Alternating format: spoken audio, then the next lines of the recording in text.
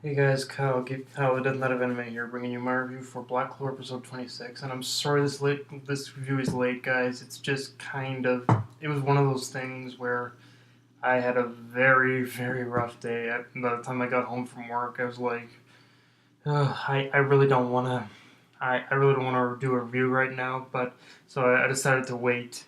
So I decided to wait. I decided to wait and definitely and only pretty much ended up doing it now, which is 9 o'clock which is 9 o'clock at night here. So yeah, I wasn't really feeling up to doing a review in the morning, so I decided to wait on it.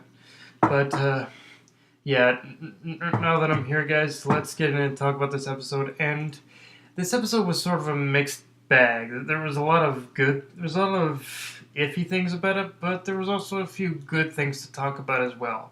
Um, for me, this episode it didn't really get going until I think it was until I think it was Leo who jumped into the fight. And honestly, I'm a little sour we didn't get to see him fight more, but I guess the sacrifice was kind of necessary to show that these rope guys are stronger than a bunch of kids. If this this episode definitely showed that in spades with that salamander construct alone and whatnot. And from there, we learn two things from this group. The first is that they call themselves the Eye of the Midnight Sun, and that Asta's anti-magic abilities is common knowledge to them. And it's through the end of the episode that we finally get to reveal their master, which, honestly, I'm calling it right now. I'm pretty sure their master is William Vengeance, the leader of the Golden Dawn. Like, honestly, that whole reveal at the end, yeah, that just screams William Vengeance's name to me. I'm calling it right now that is William Vengeance. So, like, even just pretty much the shocked look on pretty much Julius's face, I think, is pretty much says it all to me. So, yeah, like, and we'll get into Julius too, but yeah, like that whole reveal at the end, along with learning all this about the midnight sun and whatnot, it was pretty interesting info dump for sure. But after the whole thing after the whole thing of the Midnight Sun, even yeah, but even before the whole reveal at the end, after after the Midnight Sun retreated, we see the Magic Knights. After the Midnight's after even before the reveal at the end, we basically see that during the latter half of the battle in the capital, we see that the Magic Knights that were blasted away were missing, and who were missing basically came back. And even though they went right back to mocking each other, I do like how the episode did explain how they got back, as it did show that even though they were all part of different squads and rivals, it does show a willingness to work together, even if they all consider each other rivals and whatnot, and bitter rivals at that. Although, if I did find fault with a scene like that of them kind of just of the showcase of them, basically how they ended up getting back to the capital, if I did have to showcase a problem with that, it's kind of it's pretty much one of those situations where I would rather them show it rather than tell it. I would have rather been shown a little more as much how a little bit more as to how they got back to the capital, rather than just kind of then kind of still frames and them explaining it like it's a whole show don't tell us kind of thing. Like we definitely want to see how you guys ended up getting back to the capital more, but I guess it's fine for what it is.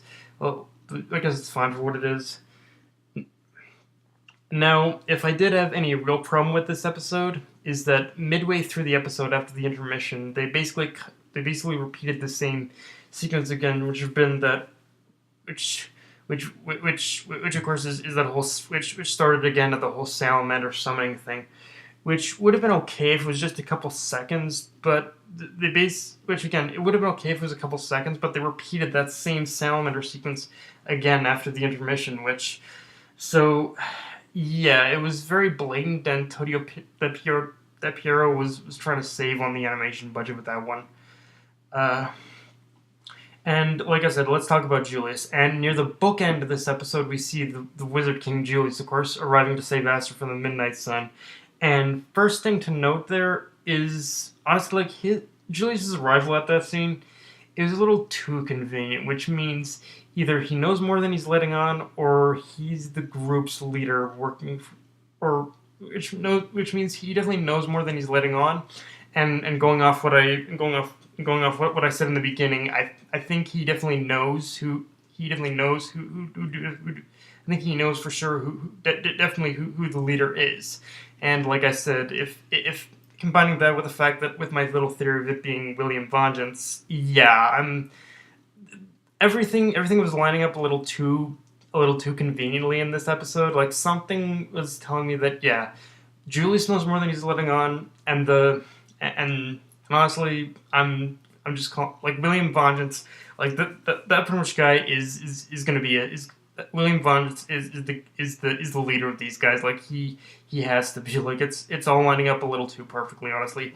And if you remember, it was even before Fregolian ended up getting his arm chopped off that he basically said, "It's you." So yeah, things are lining up here to the point where yeah, I gotta say that definitely William Vengeance is their leader for sure.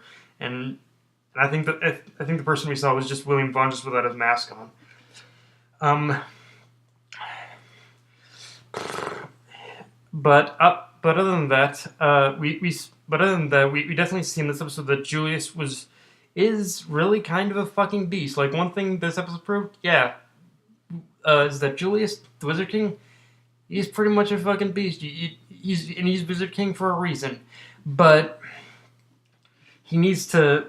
And just seeing him go in and fighting was just amazing. And during that whole fight sequence, honestly, the one thing that pops in my mind is, I think it's kind of funny how people criticizing Asta for being supposedly OP, but they give this motherfucker a pass. Like, really? You guys are saying Asta is the OP one when this motherfucker just soloed, what, 4, 5, 6 guys? Really? Really? And don't give me the he's the Magic Emperor excuse. That part is bullshit, okay?